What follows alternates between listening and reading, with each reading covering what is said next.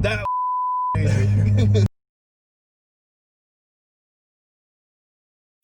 I'm very proud of the cars that I put out, and it's great to see them on the magazine covers. No other feeling. It's just really great. Yep, that's my nickname, Vet Doc. We'll see that tag on my ZR1 here. In fact, now it's Kyle's ZR1. That car's going to be hard to beat, and that's what I usually do, but we'll see how it goes. That rear body panel was cut off of a car. I put a Greenwood body kit on it. I have pictures of it right here, and I built the Greenwood kit, and it actually paid for my wedding. So that's my logo for my business, and it's on all my letterhead and all that other stuff. It's in this book. There's a lot of cars in here too. If I could find it, it'd be great. That's what happens when you fix too many cars. Jeez, I know it's in here. This is good though. They're getting a little idea of all the work you do. Yeah, you can see I fixed a lot of cars, but I do a lot of custom work in all aspects. I took this Lincoln, I think it was like a 72 Lincoln Continental, and I made it into a pickup truck. That's what we say when he starts inventing his own little stuff here. Yeah, people say that something can't be done, I say drop it off. We'll make it happen. This Mercedes-Benz was a two-door hardtop piece of junk. I converted it into a convertible, and the guy was so happy. He was probably my happiest customer ever. Now, here's the Corvette that I made. I put the Greenwood kit on. And that black Corvette above it was my car. I built that one out of a junkyard, just junk parts. I put that one together. That Greenwood kit's pretty cool. Yeah, they're real cool. This is a picture of me when I was 14 years old. I just painted that Pontiac Tempest. And I did that in my parents' carport. I didn't even have a garage. Now this photo's over here. This is the car that I got fired for painting. That's a 66 Buick, and I welded a 68 Buick Grand Sport hood scoop in that metal hood. And all the old-time bodymen said that that couldn't be done. So I asked them if I should stop, and nobody said anything. So there's a few conversions in this book. I actually put a hot tub in a Lincoln limousine. Well, let's start with the Corvettes. This is the ones I did in 1984, 85, and into 86. We called them a Carosa. Well, you can see where the back glass was, right here. We'd cut the post.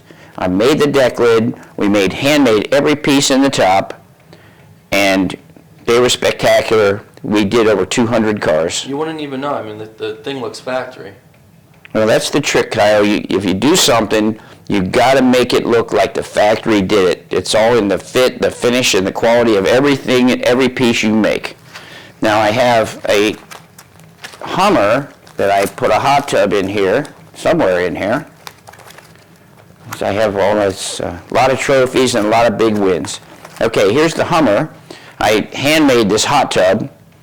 Basically bought a whirlpool bath and installed it, handmade every piece.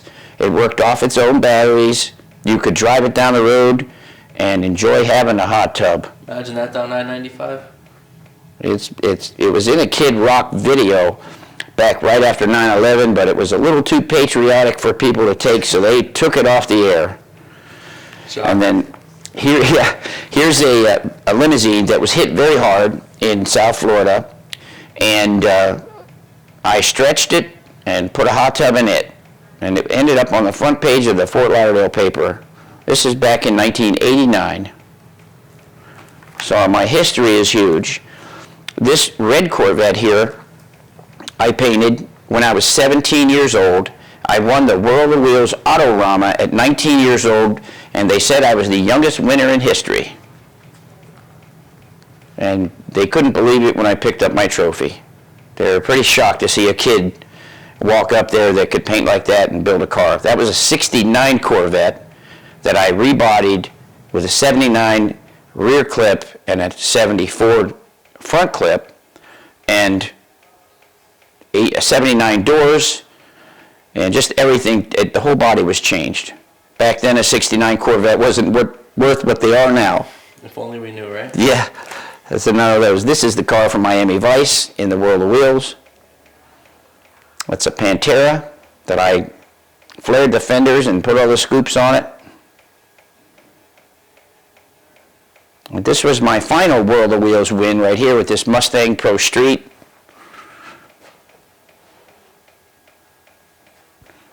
And I have just too many trophies. The oldest car I restored is a 1911 Model T Speedster. That thing's incredible. When I fixed my first 2011 vehicle, it gave me a 100-year span. And that's another rare feat. Most body men either work on old cars or they work on new cars. They don't do the range that I have. It's just something I've always had.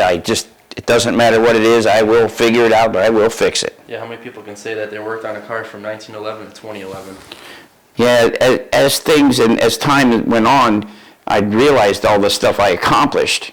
And I still want to accomplish more. I want to do the next different thing, the bigger, better thing. It's a drive that I've always had. And while you're doing it, like you said, you don't even realize what Right. it is you're accomplishing. When you look back on it, you know how they say, hindsight's 20/20. It certainly is. This is a speedboat. I remodeled the paint on that. I brought it into the 20th century with the graphics. And as you notice the burn on those colors, they're all candy colors.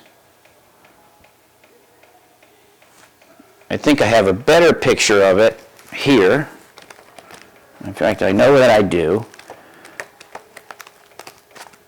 I had one somewhere. Well, I'll just flip through this quick. I do a lot of high-end cars. These are my 3 replicas with my cover cars. I built this truck in South Florida out of a C60 dump truck. I shortened it 11 feet and put a box on it.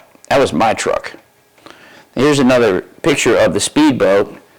When I was done with that, that's the owner.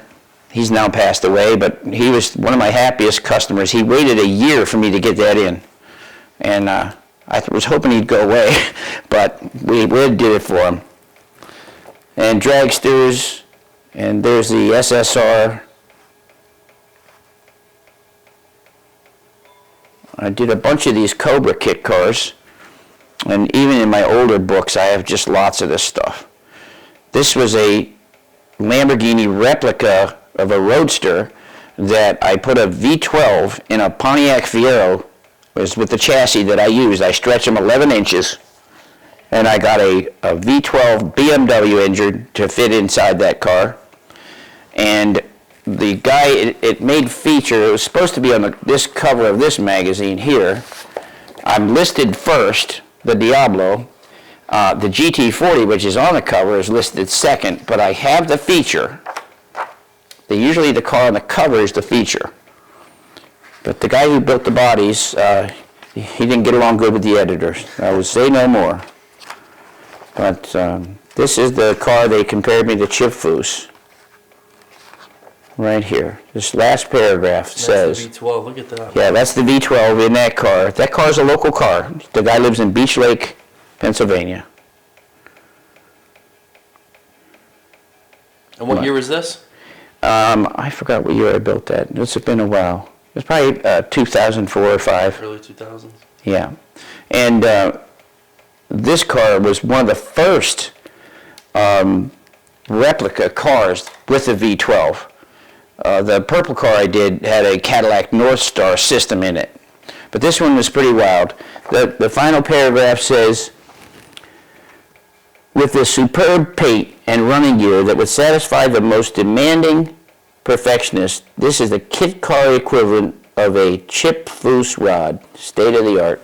That is a very, very great compliment for me because I admire Chip Foose. He's a great artist, and it's nice to be mentioned next to him. And I'm in a magazine here with Boyd Coddington. I'm going to find Boyd here. It was sad when he passed away. He was a good guy. But he was basically one of the founding fathers of the modern street rod. So there's Boyd on the cover, which with him on the cover, that kind of makes your magazine pretty substantial. That'll verify it. Yeah, that's right. It's not a ho-hum magazine. And then here's my purple Lamborghini inside that same magazine with Boyd on the cover. And that was the Chrome Illusion car. We'll go to the showroom. So, He's yep, running his batteries down. Okay. Okay, let's do the showroom quick. This is where we keep cars. We store cars for the winter for people, and we keep the clean stuff over here. I call this the clean side. These are the two Corvettes that JFK Auto Sales is buying today from me. Got a little bit of seller's remorse here. I always like to top myself with the Corvette that I buy next, so General Motors better get on the stick. I don't know if that's something that you can do right now. I think that's something that Chevrolet and General Motors are going to have to perfect and try to outdo and raise the bar. But we get a lot of questions sometimes of, how don't you drive these? Why are there so low miles on them? Because, you know, we have some stuff that's low miles as well, not this low miles. But when you have a place like this, you have a shop like this, you know, you say that you've driven them all, that you really didn't want to go for all those rides. I mean, what do you say to our audience that says, how can't you drive these cars? Why are they just in storage like that? Well, like you said, Kyle, I've had so many Corvettes all of my life. I love them. I love the way they're engineered, they're built. I've always loved everything about every one of them. And I've had so many that it doesn't really impress me even to have the biggest and the fastest one they ever built. I drove it very little because I just admired the car. And I buy a lot of stuff just because of the engineering, and I want to really take it apart and look at it. But you have to have time to drive cars up here as well, because the weather conditions, the road conditions aren't favorable for these vehicles as well. And that's what I say a lot of too. I mean, I get both sides of it, why somebody would want to drive them, why somebody would admire them, and I get both parts of that. And I don't think, unless you really live in this region, I was talking to one of our buddies the other day, of just how bad some of these roads are. When you have a car like that ZR1 with that front spoiler that's $4,000 alone, you hit one pothole or one little, you know, uneven edge of the road and that thing's gone, and you're not going to be able to sleep at night. That's right. And the only way to properly take care of a fine machine like these is to drive them very little. You know, I just have to have them. That's me. I get a little upset when I go to look at a car and there's a million chips in the front end. You know, it's still a $150,000 car, but this one's tore up and mine isn't. Yeah. It makes you feel good So because road hazards. Great colors with the white and red. My mom's actually thinking about keeping it for a Christmas present, so we'll see where that goes. I think that's a done deal. I think once she drives it home today, she's going to fall in love with it. Beautiful colors on the Corvette, especially now that people love the white and red. Yeah, I get more compliments when they come through that door. They all go right to this white Corvette Stingray. It's quite the car. I bought it for my wife for Christmas 2 years ago, and I don't know what I'm going to get her next. We're thinking of the retractable hardtop Corvette, a 2021 or 22. I'm going to let them work some bugs out of those, but I think that may be my next toy. And right now this one has 19 miles. The ZR1's got 38, so a little bit on the ZR1. That is the CTK package that this has with the high wing. It's got the Michelin 2 Sport Cup 2 tires. It's got the 7-speed in it. And the all black, you don't see a whole lot of all black cars like this, and it really is sharp. We love the blue calipers. Really matches well with the ZR1 logo on it. And just really, GM, I think, hit the ball out of the park on this build in every way, shape, and form. I agree. That's why I had to have it as soon as I saw it. I know someone else is like that.